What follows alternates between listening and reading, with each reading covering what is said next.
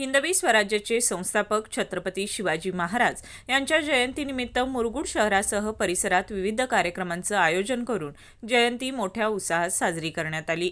सकाळपासूनच शिवभक्तांनी शिवतीर्थ येथे मोठी गर्दी केली होती।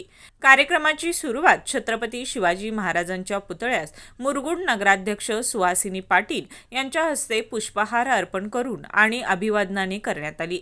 यावेळी उपनगराध्यक्ष रेखा मांगले, मुख्याधिकारी अतिश वाळुंज, शिवाजी चौगुले, सुहास खराडे, दत्तात्रय मंडलिक, बजरंग सोनुले, सत्यजित पाटील, रणजित भारमल, सुनील रणवरे, विजय राजिगरे, राजू आमते, राहुल शिंदे, नामदेवराव मेडके, संभाजी अंगज, विक्रम गोधडे, दीपक शिंदे, उदय पाटील, रणजित निंबाळकर, सर्जेराव भाट, ओंकार पोद्दार, पप्पू कांबळे, संकेत भोसले यांच्यासह सर्व नगरसेविकांच्या आणि नगरपालिका अधिकारी कर्मचारी प्रमुख उपस्थितीमध्ये कार्यक्रम पार पडला।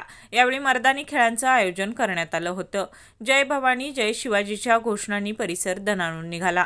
शिवभक्तांनी या निमित्तानं शिवतीर्थ येथील पूर्वीचा अर्धपुतळा हा विधिवत नगरपालिका सभागृहामध्ये स्थापित करावा अशी मागणी केली।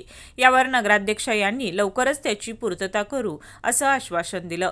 शिवभक्तांनी या सोहळ्याची पूर्ण तयारी केली होती। शिवतीर्थ परिसरात आकर्षक रोषणाई आणि सजावटीने नटवण्यात आला होता। लिटल मास्टर गुरुकुलम शाळेच्या वतीनं छत्रपती शिवाजी महाराज, राजमाता जिजाऊ साहेब यांच्यासह सर्व मावळ्यांच्या वेशभूषा केलेल्या मुलांची फेरी काढण्यात आली। शिवभक्त धोंडीराम परीट यांनी माजी शिक्षकांचा सत्कार आयोजित केला। शहरामध्ये सर्व ठिकाणी शिवजयंती मोठ्या उत्साहात सादर झाली। सर्वच मान्यवर आणि इथं जी सगळीच शिवभक्त आहेत, शिवप्रेमी, त्यांचं सर्वांचं अभिनंदन करते। कारण का एवढा मोठा म्हणजे चांगला प्रोग्राम आपण आयोजित केलेला आहे। म्हणजे शिवप्रेमी असणं आपल्या स्वतःसाठी लहान मुलापासून मोठ्यांपर्यंत वयोवृद्धांपर्यंत शिवप्रेमी असणं खूप गरजेचं आहे। कारण का शिवाजी महाराजांचा आदर्श घेण्यासारखा आहे। आपण तो आदर्श ठेवला पाहिजे समोर। आणि काही टिप्स आहेत, 10 टिप्स आहेत आपली, म्हणजे शिवाजी महाराजांच्या काही टिप्स होत्या, काही गोष्टी त्यांच्या लिडरशिपमधून तुम्हाला मी सांगते की लिडरशिप असणं किती गरजेचं आहे। व्यवस्थापन, त्याबरोबर आत्मविश्वास आणि टीमवर्क असावी, दूरदृष्टी असावी, त्याच्याबरोबर टाईम मॅनेजमेंट असावा, योग्य सहकार्यांची निवड असावी, दीर्घकालीन विचार असावे, त्या परत शांततेने निर्णय, कुठलाही निर्णय आपण घेत असताना शांततेने निर्णय घेणं की खूप गरजेचं आहे।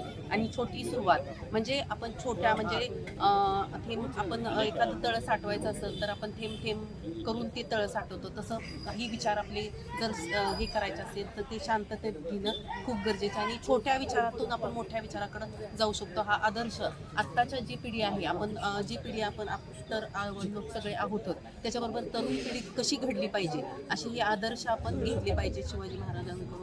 आणि त्यांची आपण अंमलबजावणी तर केलीच पाहिजे, पण हा आईवडिलांचा मोठा सहभाग आहे की तो विचार त्यांच्यापुढं मांडणं खूप गरजेचं आहे। कारण का अभ्यासाच्या दृष्टिकोनातून आपण तो अभ्यास आपण मुलांना देतो, पण ते आपण खरंच अस्तित्वात आणतो का, हा विचार आपण आईवडिलांनी त्यांच्यापुढं मांडणं खूप गरजेचं आहे असं मला वाटतं। आणि तो आपण करू, सर्वांनी केला पाहिजे असं मला वाटतं। एवढीच करू शकतो। शिवभक्तांची मागणी होती की या ठिकाणी अर्धपुतळा होता जो अण्णाजींच्या काळामध्येच या ठिकाणी उभारण्यात आला होता, त्याची आता नगरपालिकेमध्ये पूजा होते, तो कुठेतरी चांगल्या ठिकाणी प्रस्थापित करावा, सभागृहामध्ये बसवावा अशी मागणी आहे। त्याबद्दल काय सांगा?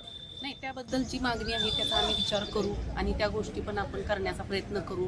जेवढ्या गोष्टी माझ्याकडून होतील त्या प्रत्येक गोष्ट मी करण्याचा माझा मानस असेल। आणि तो तुमचा जो विचार आहे तो खूपच चांगले आहे आणि आदर्श घेण्यासारखाच आहे। त्याच्यासाठी हा विचार केला जाईल आणि आपण ज्यावेळेस आपल्याला योग्य वेळ येईल त्यावेळेस त्या गोष्टी होऊ शकतील।